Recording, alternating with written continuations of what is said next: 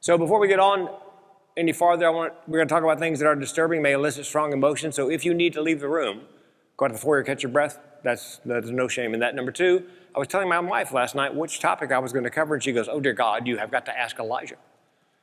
And I've 34 years of marriage. I've realized my wife is almost always right.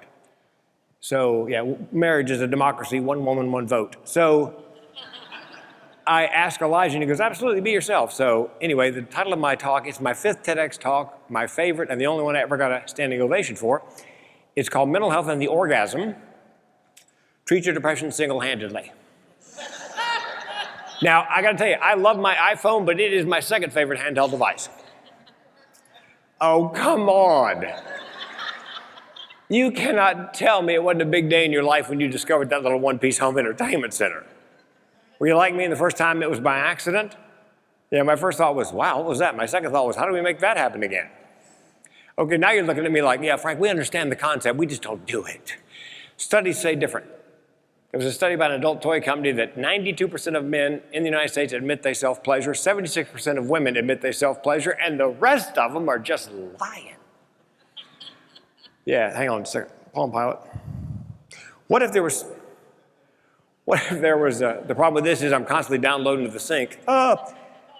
What if there was something you had the power to do that was safe, effective, and free that would improve your mental, physical, and emotional health without any side effects? And what if there was something you had the power to do that was safe, effective, and free, no side effects, that could do the following: raise your level of endorphins, lower your level of cortisol, so-called stress hormone, raise the levels of DHEA in your body, which is for brain health, and raise the levels of oxytocin, the so-called love hormone, in your body. And what if there's something you could do, safe, effective, and free, you had the power to do, that could help alleviate chronic pain, a source of depression, help alleviate insomnia, a source of depression, and the resulting rush of blood is like a full-body lymphatic massage.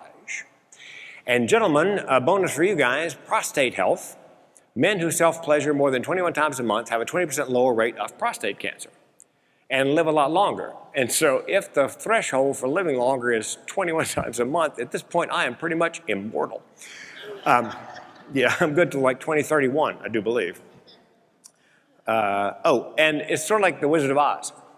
You know, when Dorothy's there and the wizard's about to get off, pardon the pun, and Glinda the Good Witch says, "You've had the power all along. You have had the power all along." Now, the reason I say this is I believe in a holistic approach to mental health, not just a pharmacological approach. I believe you should have a self-care plan, whether you are mentally ill or neurotypical, especially during a pandemic.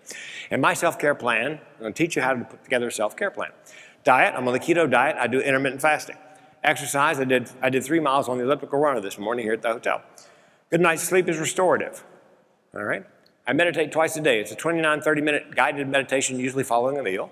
I do take medication. I'm not against pharmacology.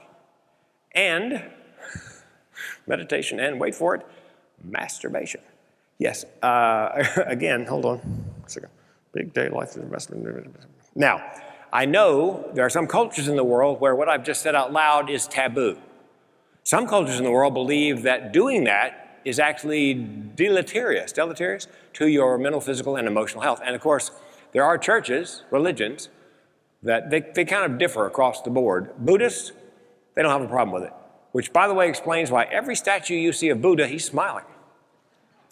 And his hands are in his lap. Now, you're not going to be able to walk past the statue of Buddha without going, just to see if I'm right. Now, the Catholic Church, foursquare against it. Any sexual act that does not lead to the creation of a child is an inappropriate sexual act in the Catholic Church. And who knows more about inappropriate sex acts? Do I have to finish that joke? Well, maybe the Boy Scouts. Yeah, that's right. As the people leave in droves. But the conservative Christian is the one that fascinates me. There's no prohibition in the Bible about masturbation.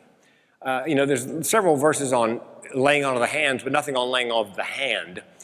But they say that because masturbation is generally the result of lust, which is a sin. Generally, the result of lust, the phrasing fascinates me. Is it generally the result of anything else? Is there some guy right now at home watching highlights of the baseball playoffs on ESPN getting really excited? I mean, I don't see that happening. By the way, you can orgasm any place that's private. As a matter of fact, I did in the lavatory of a 737. You're looking at a new member of the Mile High Club.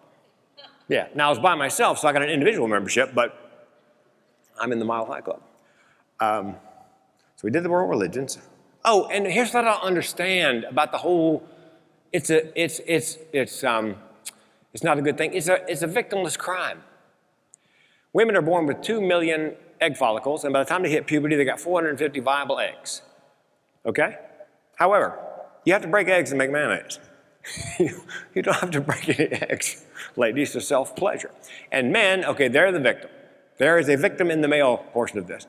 About 2 million spermatozoa. By the way, I never thought I would use that term spermatozoa after 10th grade biology, and there I did it.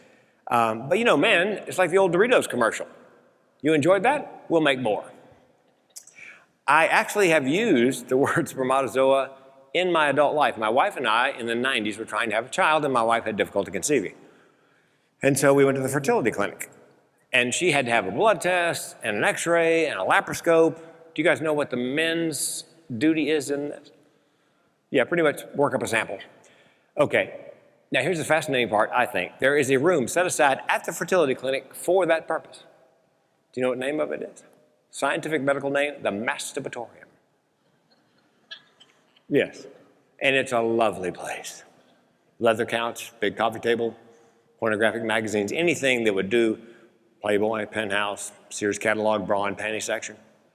Okay, for those of us who had puberty in the 70s, there was no internet porn. Sears catalog once a month crossed my heart and hope not to go blind. I'm telling you. And videos. I'm sitting on the couch and I'm thinking to myself, you know the only thing that separates me from Pee Wee Herman? Location, location, location. Speaking of location, there's a form you fill out when you get done. Name, address, phone number. Then there's a little thing at the bottom. Where was sample obtained? Shouldn't give a comic a question like that. There's a box for at our office, a box for in your home, and a box with a blank. So I wrote in the lavatory of a 737. Now, do you know why they call an orgasm an orgasm? Because nobody could spell. That's my time. Thanks very much.